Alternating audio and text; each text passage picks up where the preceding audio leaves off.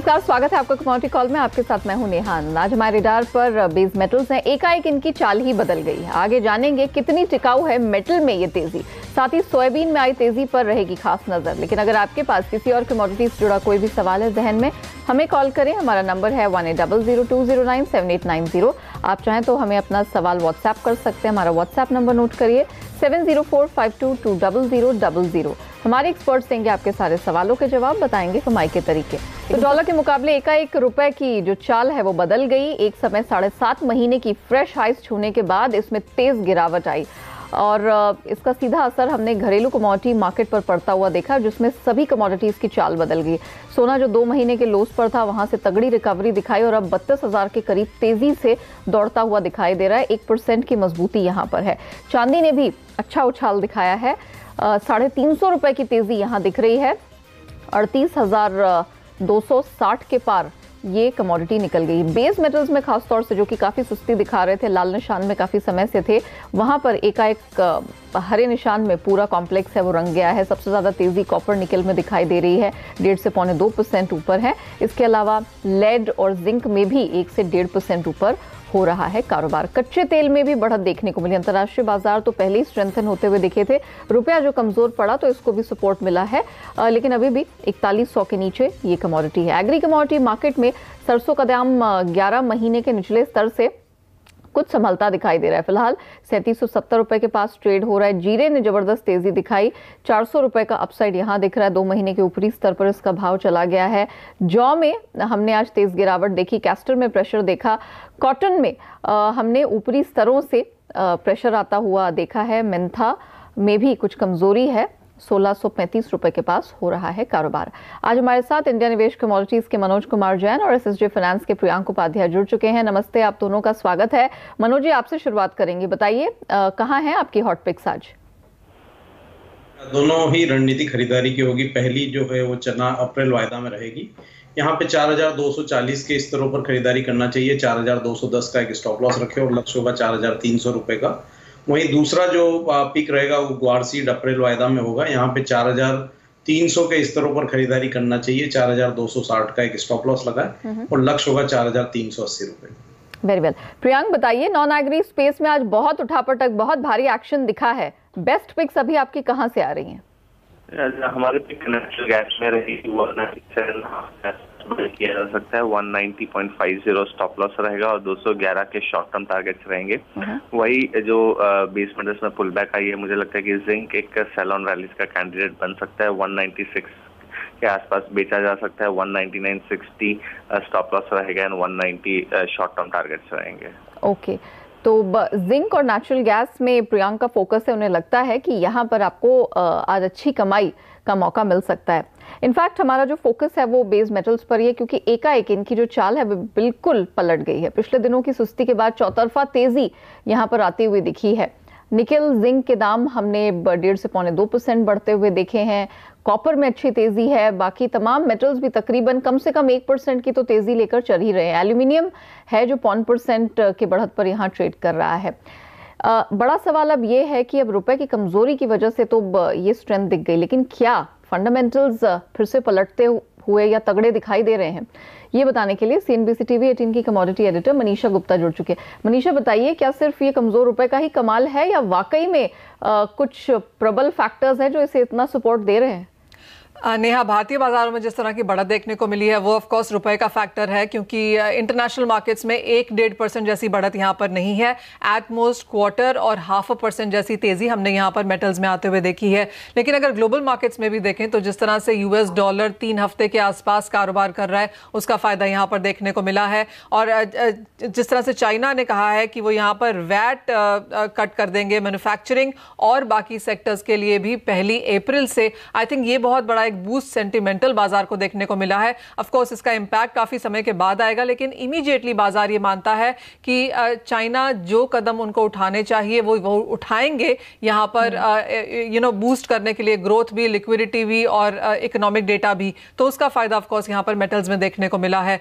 आपको याद होगा कि जो चाइना की कंस्ट्रक्शन मिनिस्ट्री है, उन्होंने भी कहा है कि आगे जाके, क्योंकि अगला जो क्वार्टर है यहाँ से कंस्ट्रक्शन एक्टिविटी बहुत तेजी से शुरू हो जाती है और वो बहुत ज्यादा समय नहीं लगे क्लियरेंसेज लेने के लिए या परमिशंस लेने के लिए, वो भी बात यहाँ पर पक्की करेंगे। तो ये एक और चीज़ है कि यहाँ कंस्ट्रक्शन जब शुरू होगी तो जो लाइसेंसिंग है, क्लियरिंग है, वो बहुत जल्दी यहाँ पर होगी और मांग उस वजह से भी यहाँ पर बढ़ेगी। उसका फायदा भी हमने मेटल्स में आते हुए देखा है।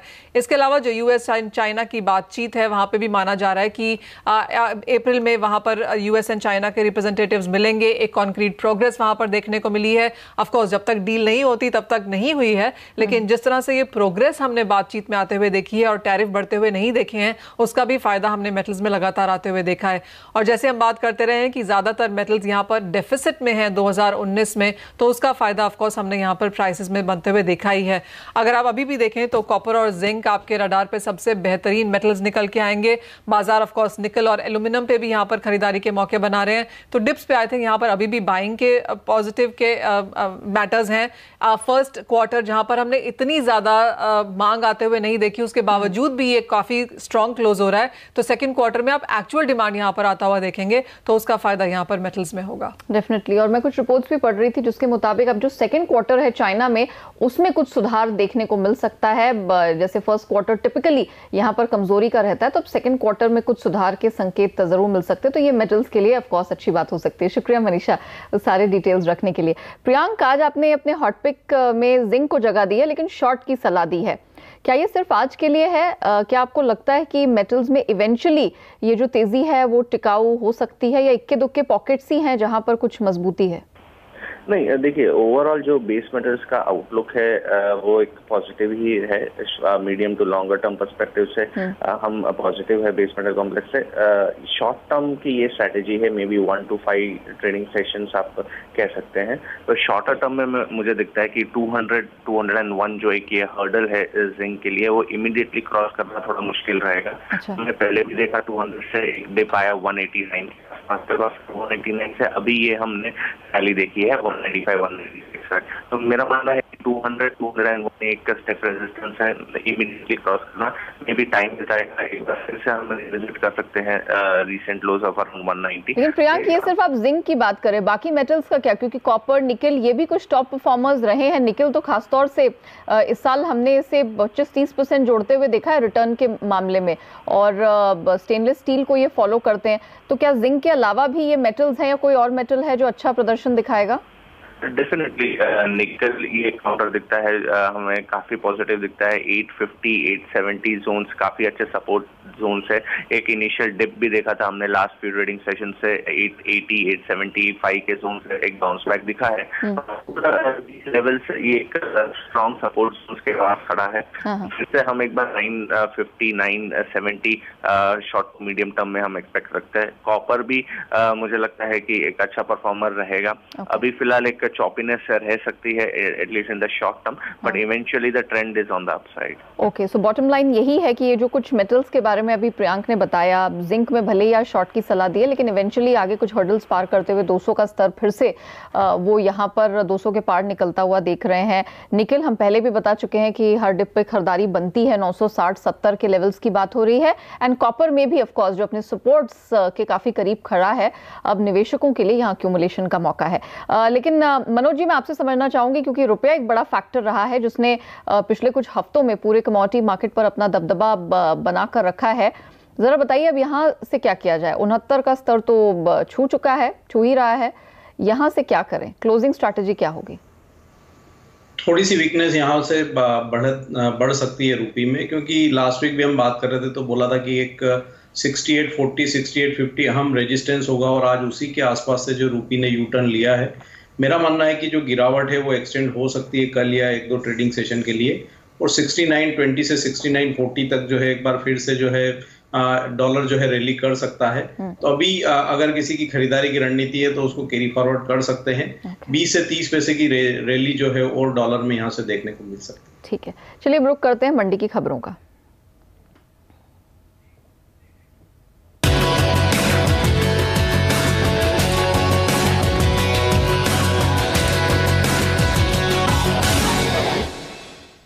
तिलहन पे नजर है। अमेरिकी कृषि विभाग USDA ने सोयाबीन पर अपडेटेड रिपोर्ट जारी की है। उसके मुताबिक कनाडा में सोयाबीन की जो पैदावार है 13% तक गिरने की संभावना है। वहीं पहली छमाही में यहां से चीन को सोयाबीन का एक्सपोर्ट तकरीबन 250% बढ़ गया है और इस साल के दौरान इसके बढ़कर 3 गुना होने की संभावना है।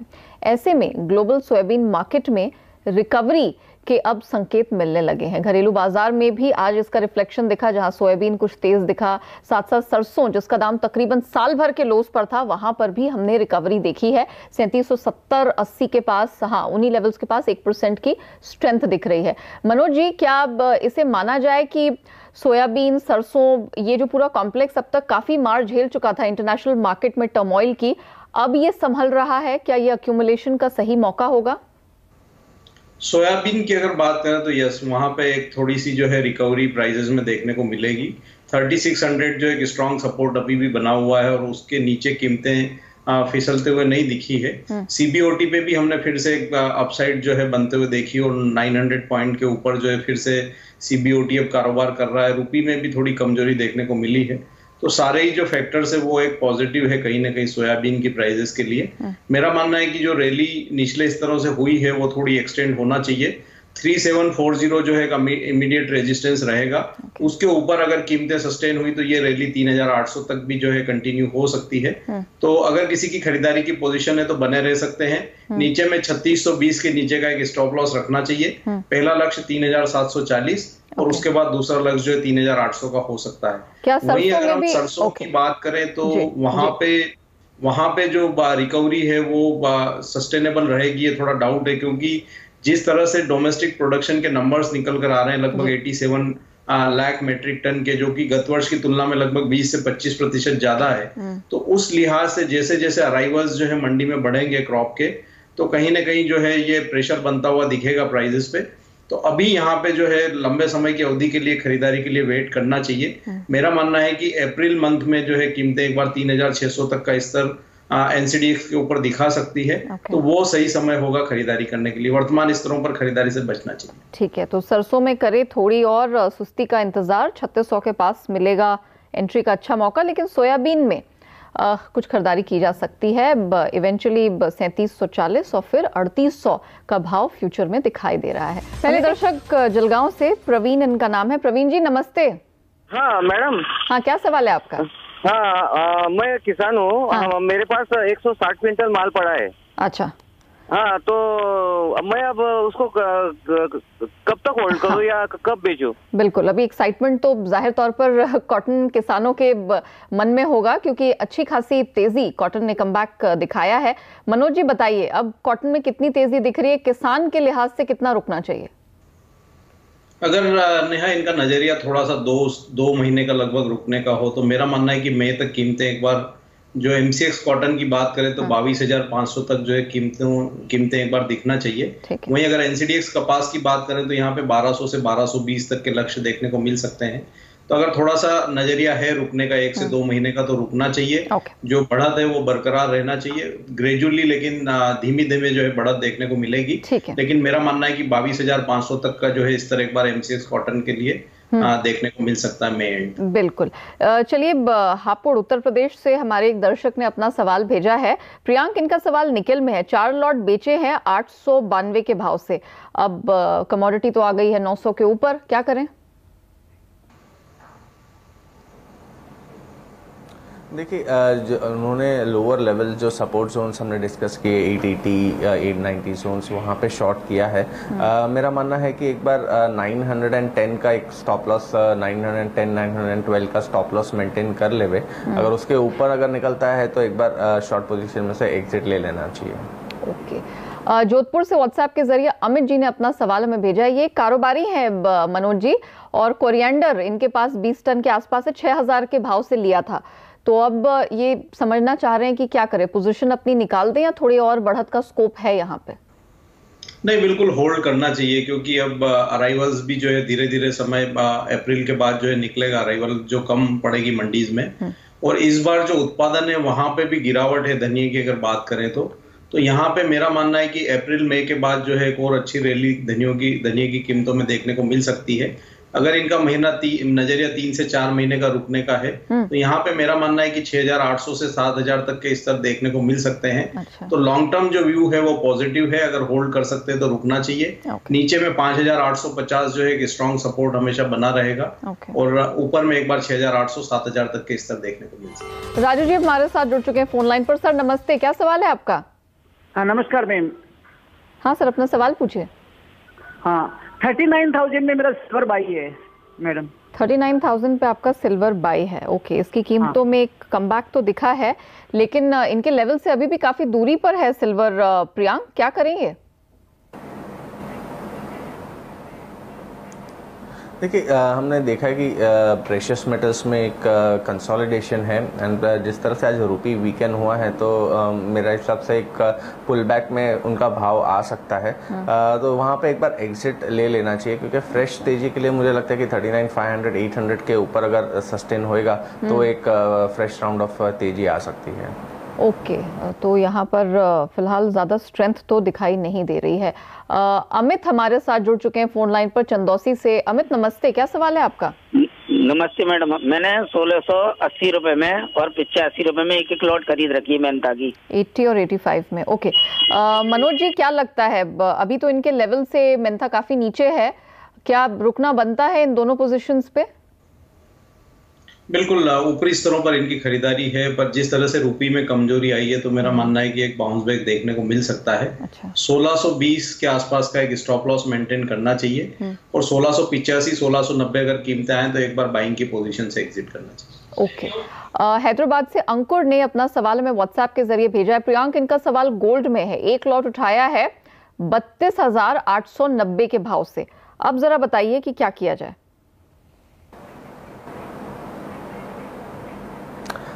काफ़ी ऊपर के लेवल्स पे बाइंग किया है। हमने देखा कि ऑलमोस्ट नीचे में 31,800 32,000 के लेवल्स देखे हैं।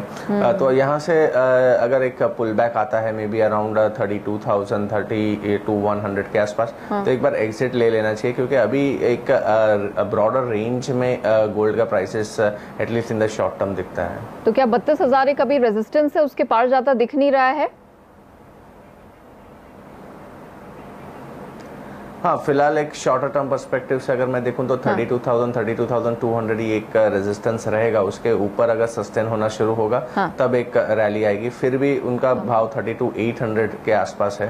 तो वो एक अभी इमीडिएटली नेक्स्ट 10 to 15 डेज मुझे नहीं लगता कि 32,800 के लेवल्स आ सकते हैं। ओके, तो उस लेवल के लिए करना होगा इंतजार, और चार्ट्स पे तो कम से कम 32,200 एक स्ट्रॉन्ग रेजिस्टेंस है, वो पार हुआ तब एक बड़ा ब्रेकआउट, एक अच्छी तेजी सोने में दिख सकती है।